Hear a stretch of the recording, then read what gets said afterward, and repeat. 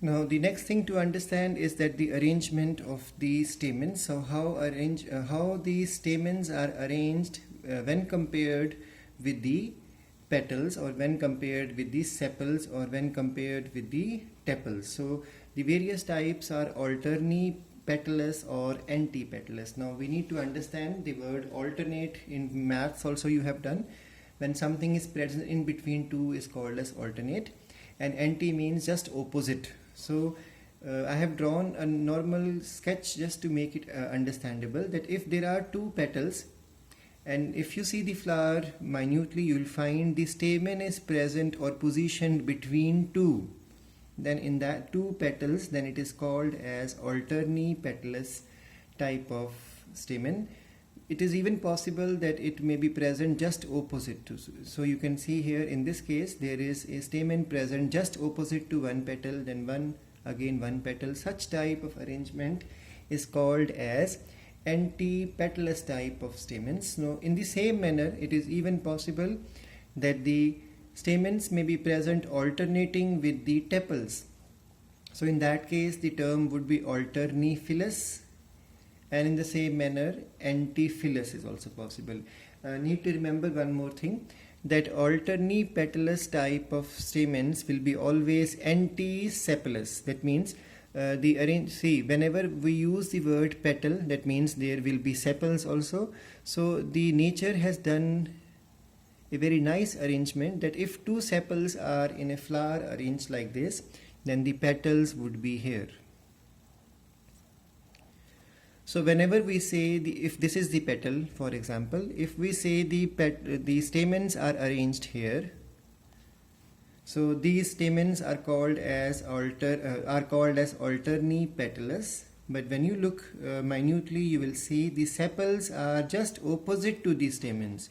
So whenever we say alterni-petalous stamens, that means when you make a comparison with the sepal, then alterni-petalous stamens can also be called as antisepalous stamens.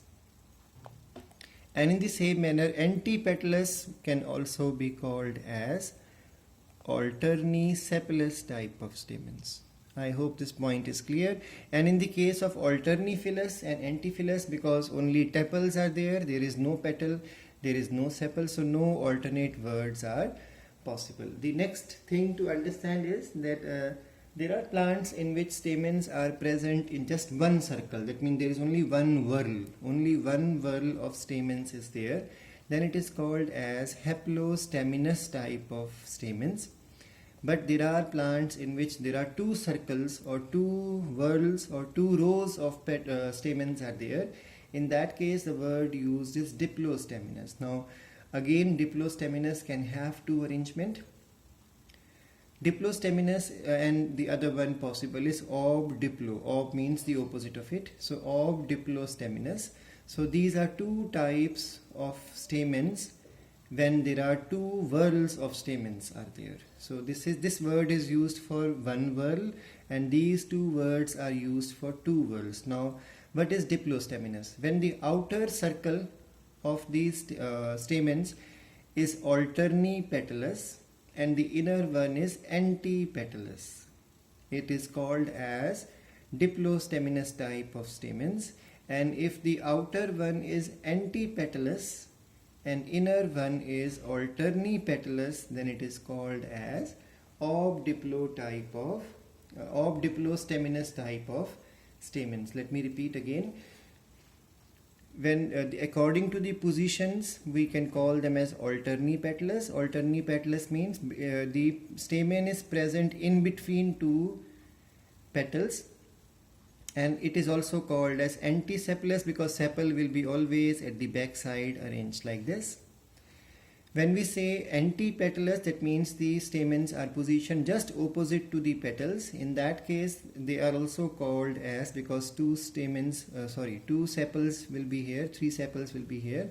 So it is called either as antipetalous or can also be called as alternisepalous. Now in the same manner, we can have words like alternifilous, antiphyllous, Now, whenever there is a single whorl or single circle of stamens, like 5 stamens in one circle, then it is called as haplostamenous. But there are exceptional plants where you will find 2 stamens are outside and 4 stamens towards the inside.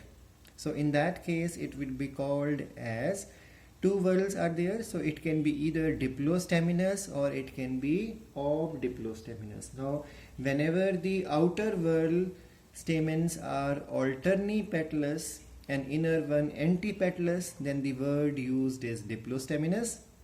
But if the outer one is antipetalous and inner one is alternipetalous, then it is called as obdiplostaminous type of stamens. I hope this point is clear to you now. Now the next one is isostaminous and heterostaminous. Iso means similar, hetero means different. So if all the stamens are same in their color, in their arrangement, in their shape, size and everything, height also, length also, then it is and then the stamens are called as isostaminous type of stamens, or you can say then the androecium would be called as isostaminous androecium. But there are many plants in which you will find heterostaminous condition is there. Now what is heterostaminous? There will be difference in the size and shape, otherwise even in the dehiscence pattern. What is dehiscence? Cracking of the anther wall. Cracking of the anther wall to release pollen grains. To release the pollen grains is called as the dehiscence. So there are many plants in which heterostaminous condition is there. That means some of the stamens would be different in their size or different in their shape or even color or otherwise in the pattern of dehiscence. Now heterostaminous, two easiest examples are Tetra Dynamis found in Brassicaceae family and Didynamis found in the Labiatae family. That means mustard family, mustard, cauliflower, cabbage, all come in Brassicaceae, and Labiata we have already covered is Tulsi or Salvia. So what happened in Tetra Dynamis? There are 4 stamens. Outer stamens are smaller and inner stamens are longer. You can easily see in this diagram. This is called this is called as Didynamis when there are 4 stamens and outer 2 are smaller and inner 2 are longer. They are called as Didynamis. And if the outer 2 are smaller and 4 inner are longer, then they are called as Tetra Dynamis.